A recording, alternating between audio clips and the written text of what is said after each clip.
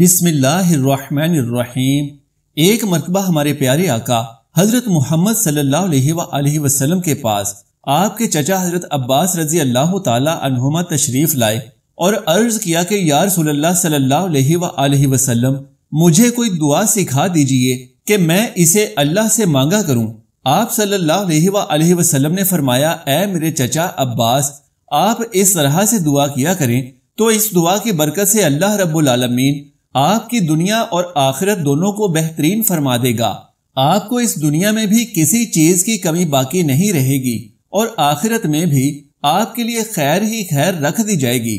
اے چچا عباس، اس دعا کو اپنا معمول بنا لیجئے۔ ایک مرتبہ خلیفہ ثانی امیر المومنین حضرت سیدنا عمر فاروق اعظم رضی اللہ تعالیٰ عنہ جمعہ کے دن مسجد نبوی شریف کی جانب تشریف لا رہے تھے کہ ایک مکان کے پرنالے سے خون ملے پانی کے چند قطرے کپڑوں پر آ گرے۔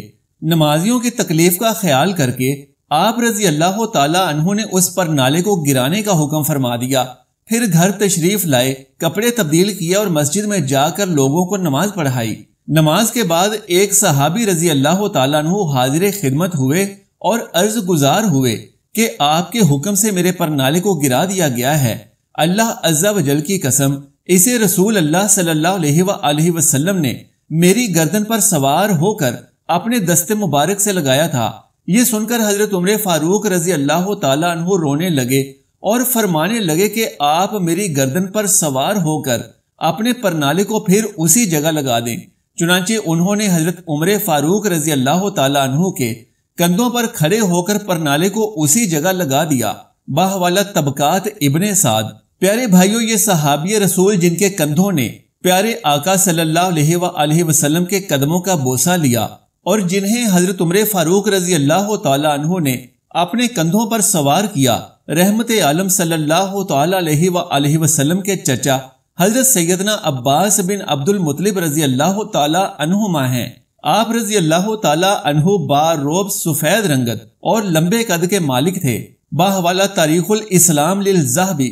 آپ رضی اللہ تعالیٰ عنہ کی آواز میں اتنی قوت تھی کہ پوری طاقت سے کسی کو پکارتے تو 8 میل دور تک آواز پہنچ جاتی۔ باحوالہ تہذیب الاسماء۔ آپ رضی اللہ تعالیٰ عنہ ابتدائے اسلام میں کفار مکہ کے ساتھ تھے، یہاں تک کہ جنگ بدر میں کفار کی طرف سے شریک ہوئے اور مسلمانوں کے ہاتھوں گرفتار ہوئے، مگر محققین کا قول ہے کہ آپ رضی اللہ تعالیٰ عنہ غزوہ بدر سے پہلے مسلمان ہو چکے تھے اور اپنے اسلام کو چھپائے ہوئے تھے۔ کفار مکہ قومیت کا دباؤ ڈال کر آپ رضی اللہ تعالیٰ عنہ کو زبردستی میدان بدر میں لائے تھے۔ چنانچہ غزوہ بدر میں لڑائی سے پہلے حضور اکرم صلی اللہ تعالیٰ علیہ وآلہ وسلم نے فرمایا کہ تم لوگ عباس کو قتل مت کرنا، کیونکہ کفار مکہ دباؤ ڈال کر انہیں جنگ میں لائے ہیں۔ باحوالہ اسد الغابہ۔ ایک مرتبہ آپ رضی اللہ تعالیٰ عنہ بارگاہ رسالت میں یوں عرض گزار ہوئے، یا رسول اللہ صلی اللہ تعالیٰ علیہ وآلہ وسلم، مجھے تو آپ کی نبوت کی نشانیوں نے آپ کے دین میں داخل ہونے کی دعوت دی تھی۔ میں نے دیکھا کہ آپ بچپن میں جھولے میں چاند سے باتیں کرتے اور اپنی انگلی سے اس کی جانب اشارہ کرتے تو جس طرف اشارہ ہوتا چاند اسی طرف جھک جاتا۔ باحوالہ دلائل النبوہ للبہقی۔ سرکار دو عالم صلی اللہ علیہ وآلہ وسلم کے اس دنیا میں جلوہ فرما ہونے سے 3 سال پہلے آپ رضی اللہ تعالیٰ عنہ کی پیدائش ہوئی تھی، لیکن ادب کا عالم یہ تھا کہ جب کبھی عمر میں زائد ہونے کی بات چل نکلتی اور کوئی آپ سے پوچھ لیتا کہ رسول اللہ صلی اللہ علیہ وآلہ وسلم عمر میں بڑے ہیں یا آپ، تو جواب میں آپ اپنے آپ کو عمر میں بڑا کہلوانا پسند نہ فرماتے، بلکہ یہ کلمات زبان پر لاتے کہ بڑے رسول اللہ صلی اللہ علیہ وآلہ وسلم ہی ہیں، میں تو پہلے پیدا ہوا ہوں۔ باحوالہ مستدرک۔ آپ رضی اللہ تعالیٰ عنہ کے 10 بیٹے اور 3 بیٹیاں تھیں۔ باحوالہ تہذیب الاسماء۔ نبی کریم صلی اللہ تعالیٰ علیہ وآلہ وسلم آپ رضی اللہ تعالیٰ عنہ کی بہت تعریفیں کرتے کہ لوگوں میں بہت سخی اور زیادہ صلہ رحمی یعنی رشتہ داروں کے ساتھ اچھا برتاؤ کرنے والے ہیں۔ باحوالہ مسند احمد۔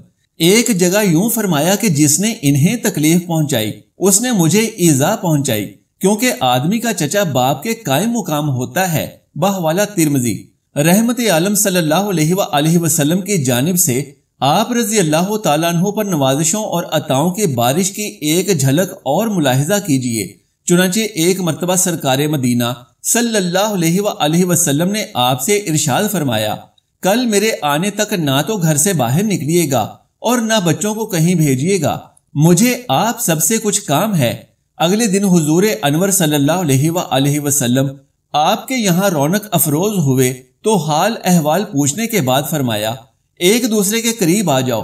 جب سب قریب ہو گئے تو انہیں اپنی چادر میں ڈھانپ لیا اور دعا کی، اے اللہ عز و جل، یہ میرے چچا ہیں اور میرے والد کے قائم مقام ہیں، یہ سب میرے اہل بیت ہیں، ان سب کو آتش دوزخ سے ایسے ہی چھپا دے جیسے میں نے اپنی چادر میں چھپایا ہے۔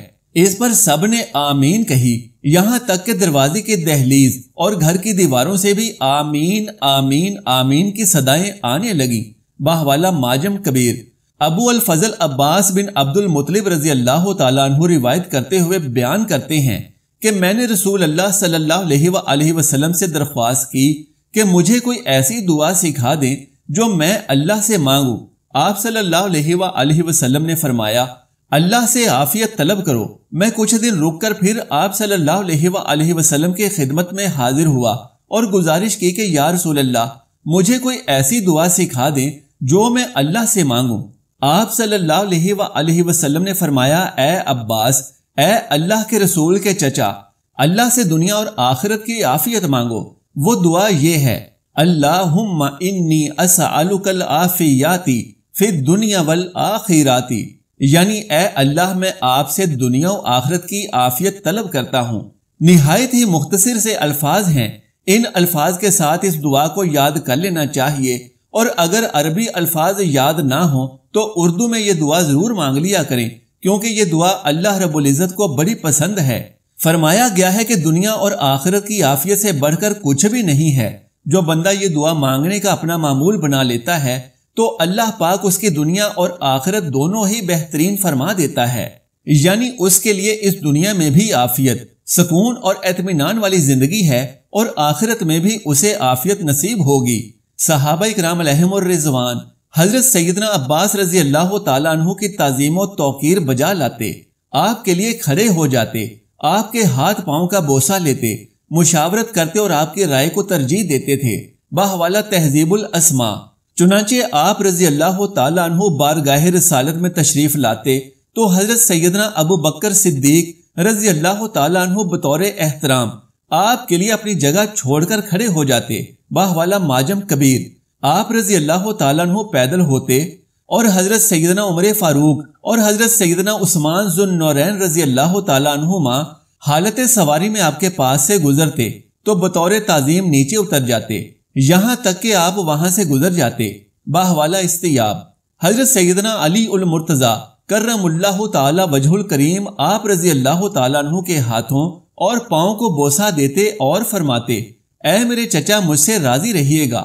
باہوالا تاریخ ابن اساکر اسلام لانے سے پہلے اور بعد میں بھی مکہ میں آنے والے حاجیوں کو آپ زمزم سے سیراب کرنے کے ساتھ ساتھ آپ رضی اللہ تعالیٰ عنہ نے یہ ذمہ داری بھی خوب نبھائی کہ کوئی بھی شخص مسجد حرام میں کوئی گالم گلوچ یا بیہودہ کلام نہ کہے۔ باہوالا اسد الغابہ آپ رضی اللہ تعالیٰ عنہ رضائے الہی کی خاطر غلام خریدتے اور انہیں آزاد کر دیا کرتے تھے، یہاں تک کہ آخری وقت میں آپ رضی اللہ تعالیٰ عنہ نے 70 غلاموں کو آزاد کیا۔ باہوالا طبقات ابن سعد بوقت وفات آپ رضی اللہ تعالیٰ عنہ نے اپنے بیٹے حضرت عبداللہ رضی اللہ تعالیٰ عنہ کو چند نصیحتیں کی، پھر اپنا رخ کعبۃ اللہ شریف کی جانب کرتے ہوئے کلمہ شریف پڑھا اور آنکھیں بند کر کے اپنی جان آفرین کے سپرد کر دی۔ باہوالا تاریخ ابن اساکر وصال کا اعلان ہوتے ہی بکثرت لوگ جنازہ مبارک کے ارد گرد جمع ہو گئے۔ خود بنو ہاشم کے لوگوں نے جنازہ مبارکہ کو اس طرح گھیر لیا کہ حضرت عثمان غنی رضی اللہ تعالیٰ عنہ نے سپاہیوں کے ذریعے سے ان کو ہٹوایا اور نماز جنازہ ادا فرمائی۔ باہوالا طبقات ابن سعد آپ رضی اللہ تعالیٰ عنہ کا وصال مبارک 88 سال کی عمر میں سن 32 ہجری ماہ رجب یا رمضان المبارک میں جمعہ کے دن 12 تاریخ کو ہوا۔ آپ رضی اللہ تعالیٰ عنہ جنت البقیع میں آرام فرما رہے ہیں۔ باہوالا استیاب آپ رضی اللہ تعالیٰ عنہ کی روایت کردہ احادیث کی تعداد 35 ہے، بحوالہ تہذیب الاسماء۔ صحیح بخاری میں امام بخاری نے حدیث بیان فرمائی کہ ہم سے حسن بن محمد بن صباح نے بیان کیا، کہا کہ ہم سے محمد بن عبداللہ بن مسنی انصاری نے بیان کیا، کہا کہ مجھ سے میرے باپ عبداللہ بن مسنی نے بیان کیا، ان سے سمامہ بن عبداللہ بن انس رضی اللہ تعالیٰ عنہ نے، ان سے انس بن مالک رضی اللہ تعالیٰ عنہ نے کہ جب کبھی حضرت عمر رضی اللہ تعالیٰ عنہ کے زمانہ میں قحط پڑتا تو عمر رضی اللہ تعالیٰ عنہ حضرت عباس بن عبد المطلب رضی اللہ تعالیٰ عنہ کے وسیلہ سے دعا کرتے اور فرماتے کہ اے اللہ، پہلے ہم تیرے پاس اپنے نبی صلی اللہ علیہ وآلہ وسلم کا وسیلہ لایا کرتے تھے تو پانی برساتا تھا، اب ہم اپنے نبی کریم صلی اللہ علیہ وآلہ وسلم کے چچا کو وسیلہ بناتے ہیں تو ہم پر پانی برسا۔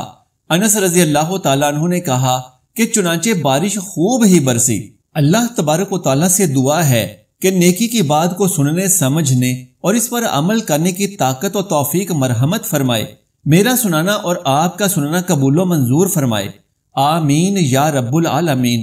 ناظرین کرام، آخر میں درخواست ہے کہ میری آج کی اس معلوماتی ویڈیو کو لائک اور شیئر کر دیجئے اور میرے اسلامی و اصلاحی چینل کو سبسکرائب کر لیجئے۔ جزاک اللہ خیرن کثیرا۔ اللہ ہم سب کا حامی و ناصر ہو۔